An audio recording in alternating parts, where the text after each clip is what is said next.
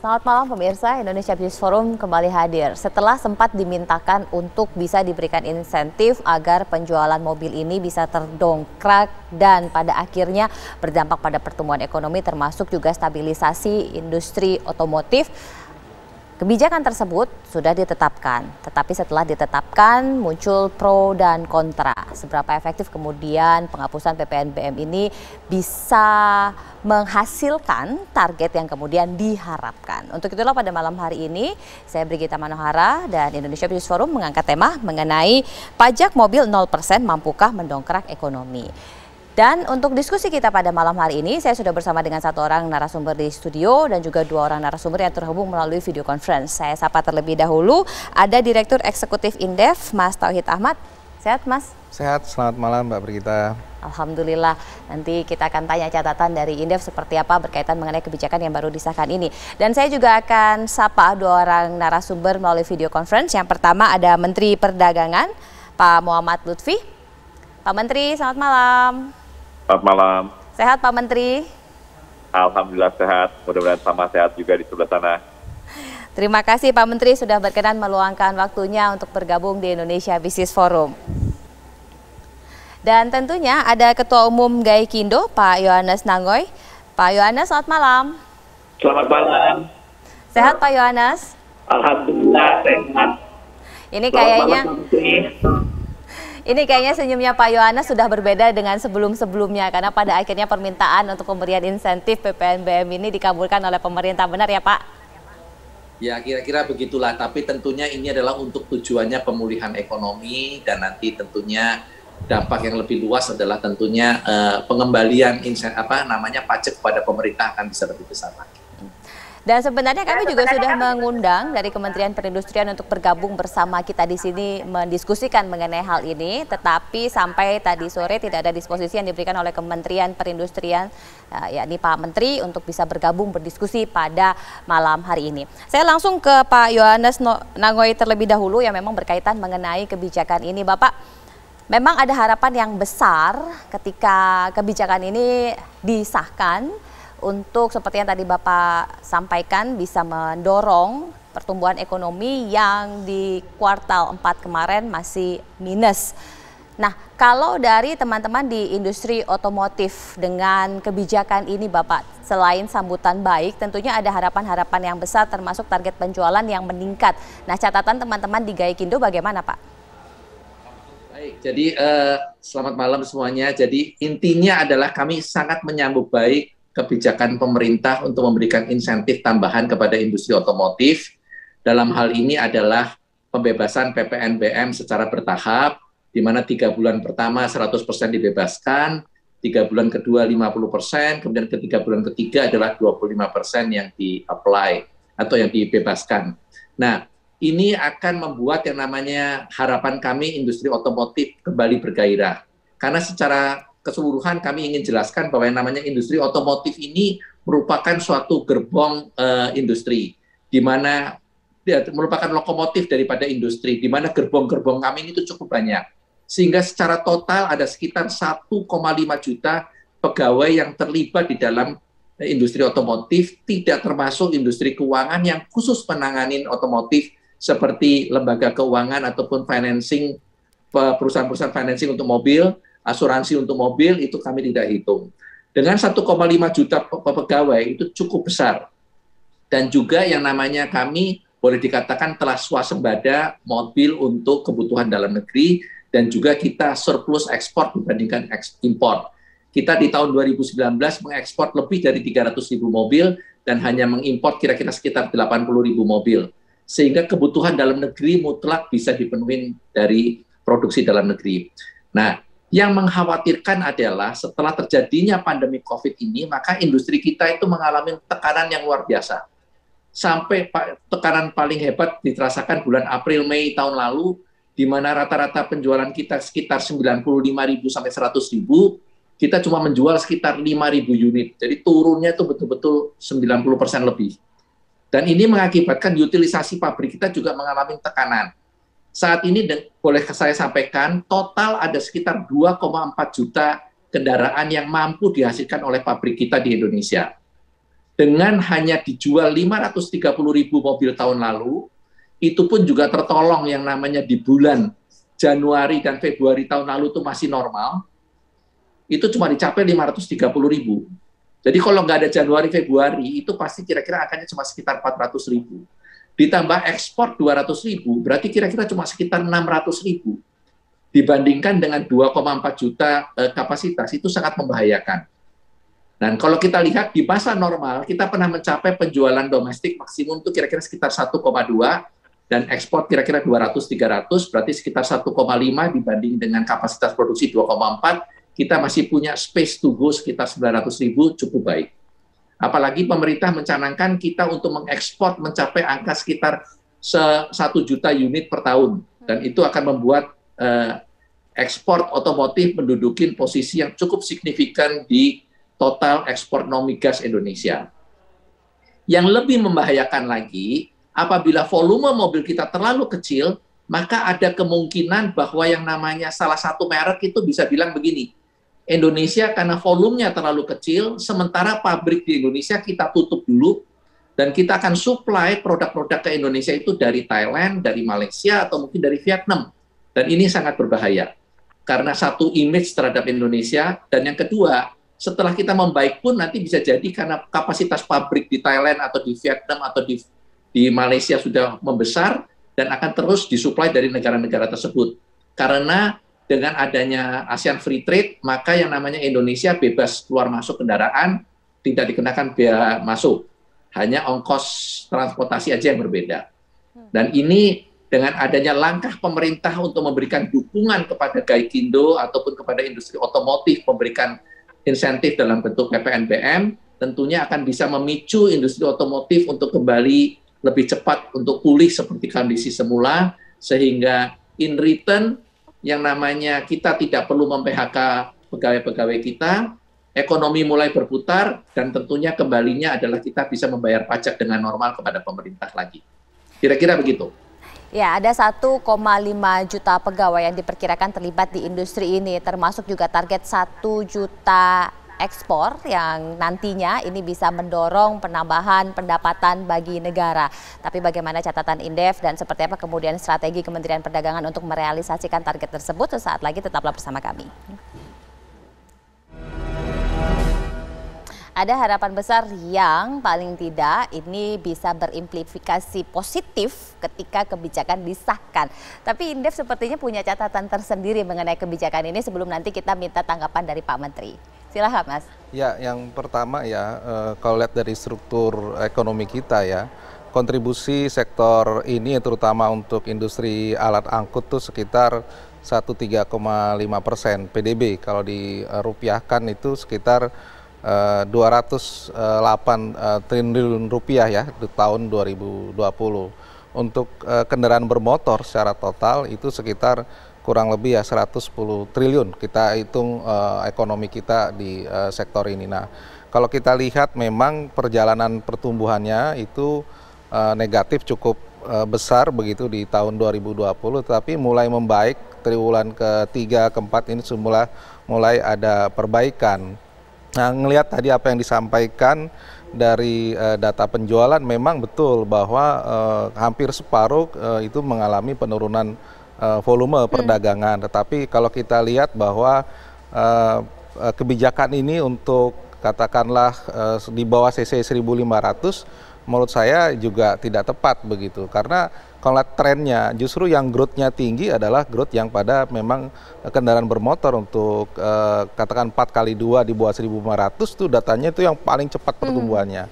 Artinya apa? Bahwa tanpa harus dibantu dengan PPNBM itu juga akan meningkat cukup tajam begitu. Justru yang harus dibantu adalah yang memiliki kepentingan masyarakat cukup luas, misalnya apakah fasilitas insentif lain yang diberikan pemerintah untuk kendaraan roda 2 ataupun angkutan alat umum untuk kepentingan publik yang saya kira justru lebih diperlukan. Dan ini kalau kita lihat justru yang harus dibantu yang mengalami penurunan cukup tajam, bukan yang lagi membaik. Nah, ini saya kira yang harus filosofinya ini yang saya kira penting.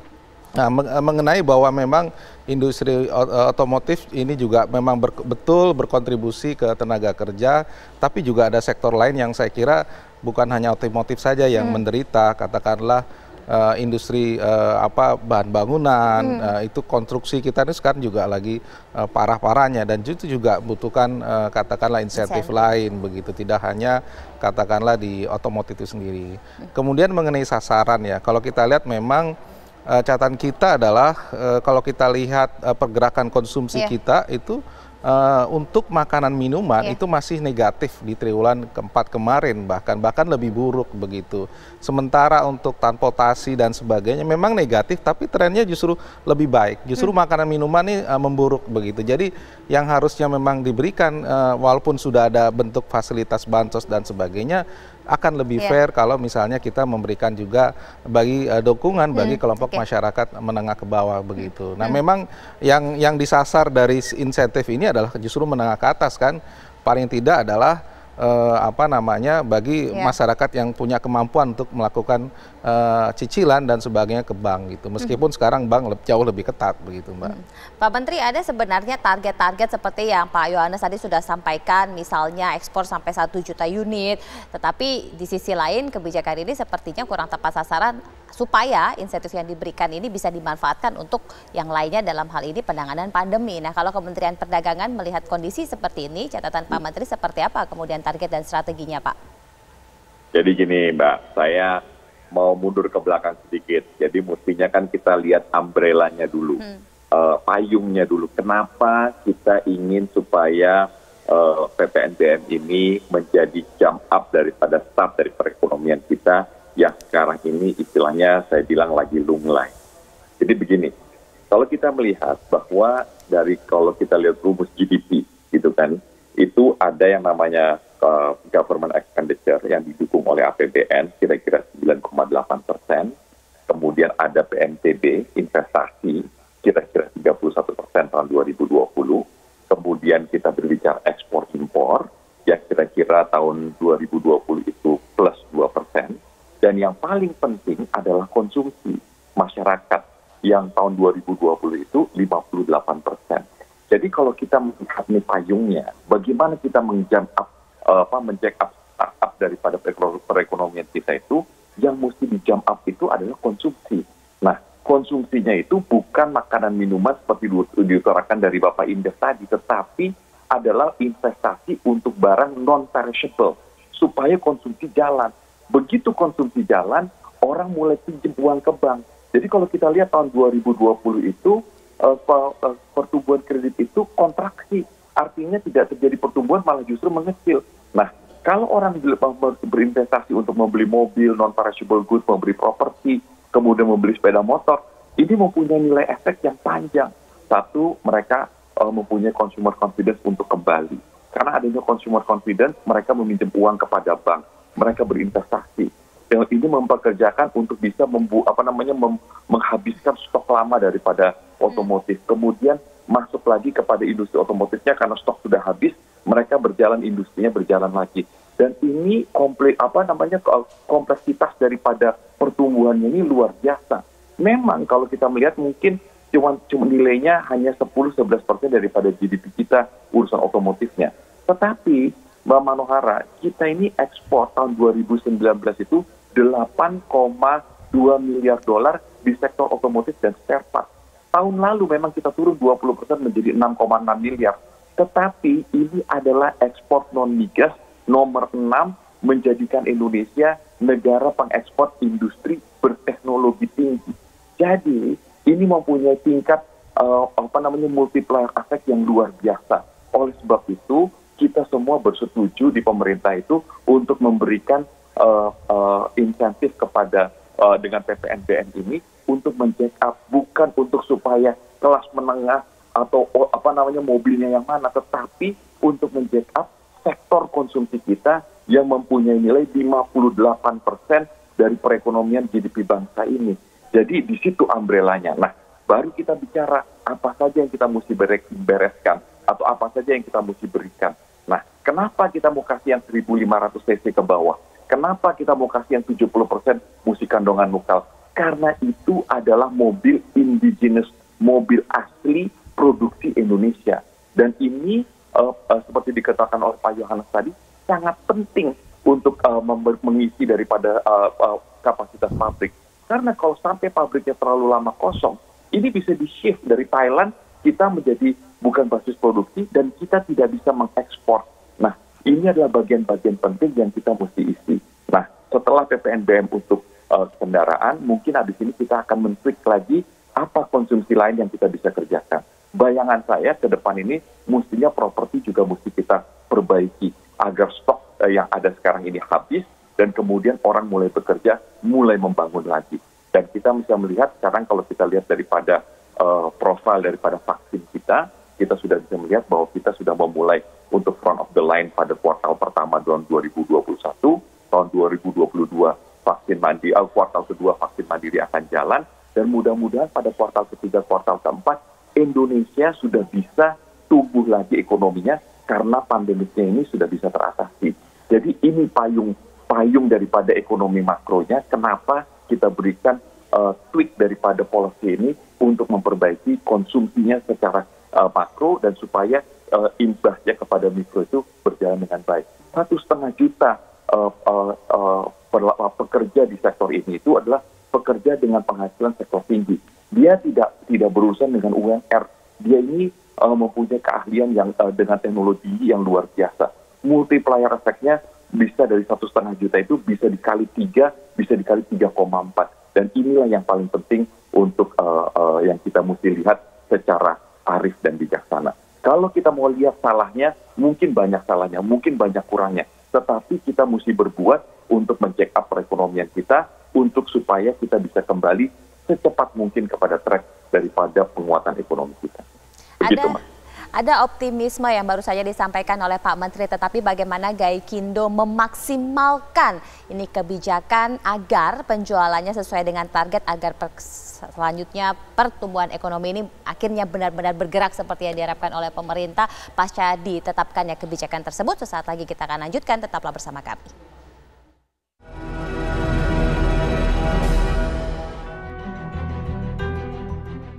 Untuk beli mobil baru kayaknya nggak penting-penting banget ya lagi pandemi gini, karena banyak kebutuhan pokok yang harus dibeli gitu, jauh lebih penting daripada membeli mobil baru. Kenapa kita harus melakukan hal-hal yang menurut saya useless juga sih? Kenapa nggak semakin dibuat transportasi umum itu jadi lebih nyaman buat masyarakat dan beralih ke situ? Justru malah kalau menurut saya pajaknya harusnya dinaikin, jangan dihilangin. Kalau menurut saya sih, saya nggak kepikiran sama sekali karena di zaman kayak gini kan belum tentu COVID ini kan selesai tahun ini. Jadi menurut saya uangnya lebih mending di-save untuk kedepannya gitu. Belum tentu kita kan kerjanya panjang, belum tentu juga kita nggak di PHK. Untuk saya pribadi sih saya kurang tertarik ya Mas, karena menurut saya juga walaupun pajaknya dihapus, cuma kan ini kedepannya kita juga biaya servisnya segala macam itu kan juga mungkin juga masih memberatkan harga juga ya. Mungkin untuk sebagian orang yang mungkin penghasilannya di atas rata-rata, mungkin mereka akan berpikir, oh lumayan nih, jadi dia kehilangan pajak. Cuma kalau untuk kita kayak misalkan warga biasa yang pendapatannya penghasilan kaum menengah ke bawah itu mungkin berpikir 2 kali. Ini akan jadi pekerjaan berat untuk Gaikindo dan tim untuk bisa meyakinkan mereka spending money beli mobil, Pak. Nah, ini Gaikindo seperti apa strateginya membuat mereka yakin untuk beli segera dan menghabiskan stok yang tadi juga sudah sempat di-mention oleh Pak Menteri. Silakan Pak Yohanes. Ya, memang itu adalah tugas berat kita, bahwa pemerintah telah membuat aturan yang cukup baik dan mensupport kita. Tapi tentunya kalau kita lihat di dalam kondisi normal, kita bisa menjual sekitar 90.000 sampai 100.000 unit per bulan. Kalau saat ini dalam kondisi kurang begitu bagus, kita menjual kira-kira 50.000. Sebetulnya harapan pemerintah juga kita nggak mau naiknya dari 50.000 jadi 100.000, enggak. Kalau kita melihat dari hitung-hitungan dari Pak Menko di situ, itu terlihat bahwa yang namanya kenaikan sekitar 10 sampai 12.000 per bulan aja sudah dianggap bagus. Jadi kalau kita bisa menjual dari 52.000 menjadi 65.000 itu udah cukup bagus lah. Jadi karena itu sudah dengan kasarnya menaikkan animo masyarakat untuk menaikkan pembelian mobil. Jadi memang ada upaya-upaya untuk memaksimalkan supaya masyarakat pada akhirnya mau menggunakan yang sampai saat ini mereka masih ragu untuk keluarkan, terutama untuk membeli mobil baru. Tapi tentu masyarakat ini ingin tahu ya Pak ya, dengan penghapusan insentif PPNBM yang terjadi. Ini sebenarnya beda harganya sampai berapa banyak sih, Pak? Jadi tadi kalau kita lihat bahwa ini kan diimplement di 1.500 ke bawah untuk kendaraan sedan, 4x2, SUV, dan segala macam 4x4. Jadi, tapi bukan dari harga jual, Mbak Manohara, tapi dari harga pokok kendaraan. Jadi kalau misalnya Avanza harga 200 juta, itu bukan berarti 10% dari 200 juta, 20 juta turunnya, tapi 10% dari pokok kendaraan. Mungkin pokok kendaraannya harganya 150 juta, dia turunnya 15 juta. Jadi dari 200 mungkin jadi 185 juta. Hitung-hitungannya dari masing-masing mobil berbeda-beda. Jadi ini catatan buat Anda, jangan salah menghitung karena nanti bisa berdebat dan gak jadi spending money. Tapi Ida kan sebenarnya sampai saat ini masih ragu, jangan-jangan orang juga masih takut untuk belanja. Kita kan nggak tahu meskipun sudah ada vaksin, pandemi ini selesainya kapan? Iya betul, saya kira tadi saya pertama secara makro ya, kalau makro tentu kalau kita lihat konsumsi akan sangat terpengaruh bagaimana memang kondisi COVID itu sendiri. Ketika COVID masih tinggi, kalau disampaikan kayak Pak Menteri bahwa di sektor alat angkutan dan sebagainya itu justru pengaruh karena COVID-nya. Kalau COVID belum selesai, apapun bentuk fasilitasi atau insentif diberikan pemerintah, terutama konsumsi dari sisi transportasi, maka saya kira tidak banyak efek. Kita ngelihat dari data katakanlah triwulan 1, 2, 3, 4, minusnya itu masih tinggi. Terakhir di triwulan keempat itu minus 9,45. Ya, itu jadi artinya apa? Bahwa memang kalaupun pemerintah sudah banyak melakukan upaya dan sebagainya, itu masih tetap negatif begitu. Itu yang saya lihat kalau lihat kacamata makro.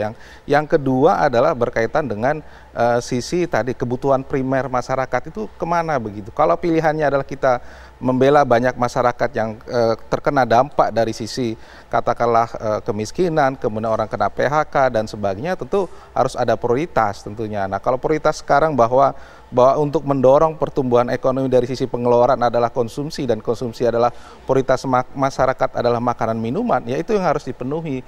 Itu yang harus didorong sektor-sektor industri yang seharusnya mendapatkan dukungan agar memang terpenuhi dengan baik. Saya setuju bahwa memang perlu ada insentif. Nah, cuma bagaimana ya kalau kita lihat insentif perpajakan, itu tidak semua dioptimalkan, padahal pemerintah sudah berikan banyak besar, tapi tidak semua dimanfaatkan. Ini yang menurut saya sayang begitu. Nah, ini yang saya kira tidak bisa, harusnya bisa mendongkrak daripada kinerja perusahaan begitu. Nah, ini yang saya kira cukup penting untuk dilihat kembali begitu. Mengenai multiplier effect ya, kalau kita lihat tadi saya sudah gambarkan di awal, apakah besar mendorong perekonomian secara makro. Nah, sumbangan industri ini sekitar 1,35% secara total untuk industri alat angkutan. Kemudian untuk kendaraan bermotor kalau kita lihat itu hampir separuhnya, jadi sekitar 0,67%.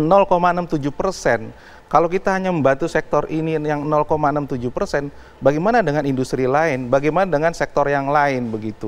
Apakah dengan ini diberikan insentif tadi bisa mendorong ekonomi langsung berubah drastis, target pemerintah 5%? Nah, banyak hal yang harus dipikirkan untuk memberikan insentif yang sebenarnya bisa memberikan efek jauh lebih besar ketimbang hanya ini saja. Berarti begitu. Mungkin akan ada insentif-insentif lain dong Pak Menteri untuk bisa mendorong bukan hanya di industri otomotif ini, sekalipun kebijakan ini sudah jalan dan kita harus apresiasi karena pemerintah berani memberikan di tengah kondisi rasio perpajakan yang makin kecil ya Mas. Betul. Bagaimana Pak Menteri?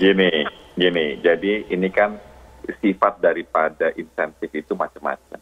Yang kita bicarakan ini adalah pajak barang mewah, PPNBM-nya gitu ya. Jadi PPNBM ini sifatnya itu adalah untuk mengerem konsumsi sebenarnya. Nah, jadi yang kita perbaiki itu adalah supaya masyarakat mengkonsumsi. Jadi ini bukan insentif pajak penghasilan, bukan insentif di mana yang tadinya pemerintah kehilangan pemasukan jadi terus berubah, tidak.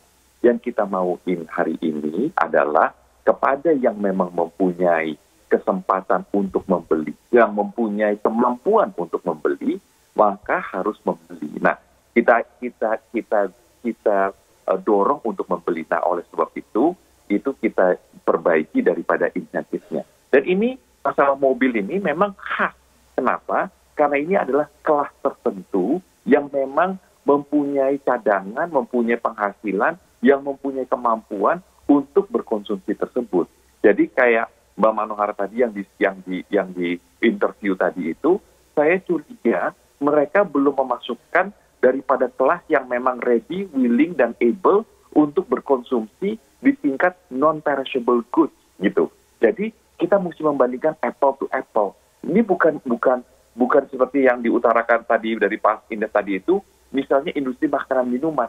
Industri makanan minuman itu adalah non-perishable goods. Memang itu mereka akan kerja sendirinya gitu loh. Dan itu juga penting sebenarnya dalam industri supaya mereka bisa berjalan. Kita memberikan insentifnya dengan cara yang berbeda. Misalnya di Kementerian Perdagangan untuk industri mamin itu saya keluarkan izin setidaknya 1,3 juta ton gula untuk kebutuhan industri itu pada akhir tahun 2020. Kenapa? Karena saya tahu persis bahwa harga gula di dunia ini akan naik.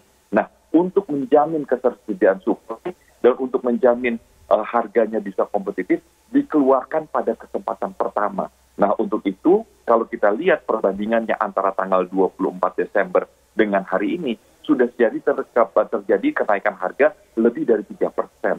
Nah, ini yang kita kerjakan, semuanya mendapatkan insentif yang berbeda-beda. Kita juga mau industri makanan minuman untuk naik, tetapi sangat berbeda sifatnya dengan industri otomotif yang kita bicarakan hari ini. Industri otomotif ini bukan hanya menggerakkan sektor konsumsi kepada masyarakat yang ready, willing, and able untuk membeli, tetapi pada saat bersamaan juga mereka bisa menggoyang atau menggerakkan sektor perbankan, sektor keuangan, agar terjadi pertumbuhan daripada sektor kredit. Sektor kredit ini juga menjadi sangat penting, karena kalau kita melihat kenapa terjadi kontraksi di sektor perbankan daripada kredit tersebut, karena memang orang tidak mempunyai confidence untuk membeli di kala pandemi.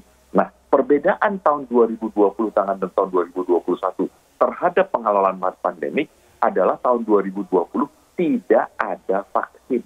Tahun 2021 ada vaksinnya. Hanya dengan vaksin kita memberhentikan laju daripada penularan COVID-19 tersebut. Dan hanya dengan vaksin sebenarnya sampai saat ini yang bisa menggeliatkan ekonomi, karena COVID-19-nya akan berhenti atau akan lajunya akan pelan sekali untuk bisa kita menciptakan kegiatan ekonomi. Jadi kita mesti memilah-milahkan sektor-sektornya dan sifat daripada konsumsinya juga dengan insentifnya. Jadi kepada sektor mamin saya sudah berikan supaya mereka bisa lebih kompetitif dalam berproduksi. Nah, dalam sektor ready, willing, and able untuk kelas menengah tersebut, mereka mendispose atau mereka membeli daripada barang-barang non-perishable goods itu juga menjadikan satu hal yang penting.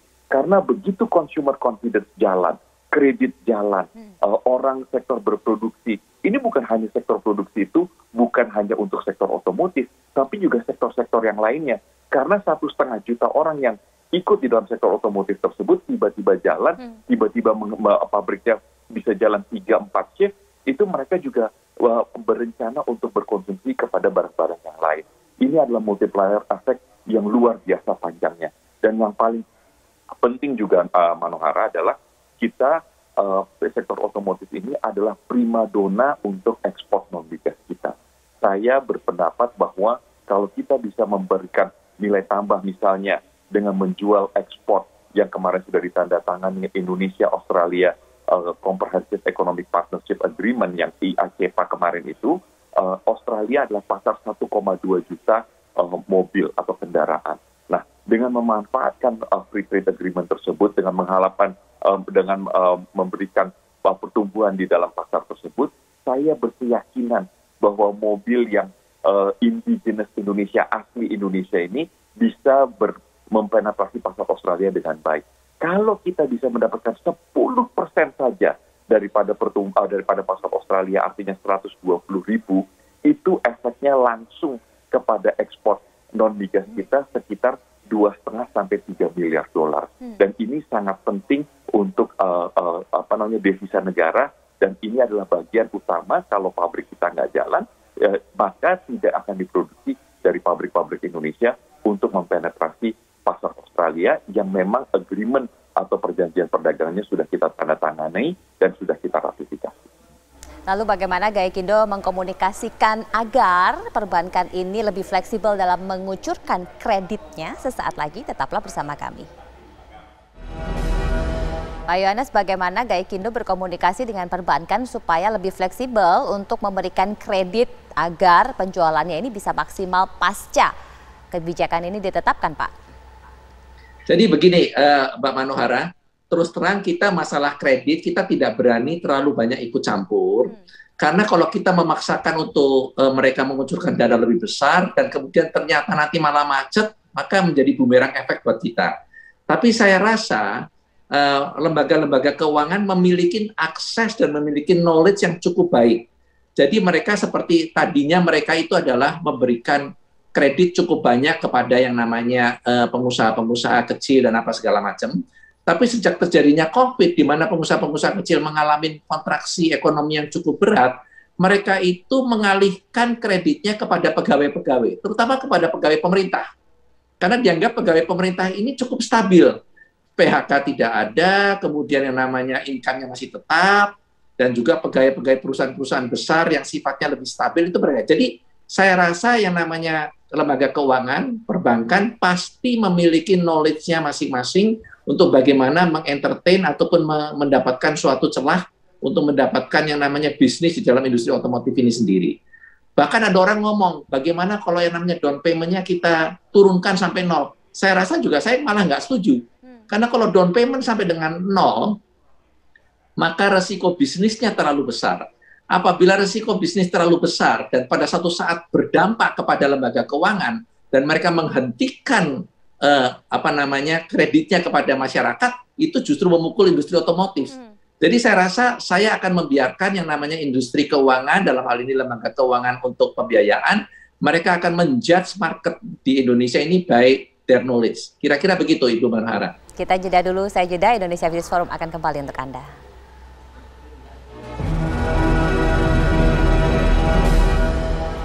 Ada harapan besar dari kebijakan yang sudah ditelurkan ini dan akan segera diterapkan pada 1 Maret mendatang. Pak Menteri, apa kemudian yang mau disampaikan? Ya, jadi saya berharap sebenarnya dengan adanya kebijakan ini kita mampu untuk menggerakkan perekonomian nasional. Dan ini saya utarakan tadi multiplier efeknya banyak sekali.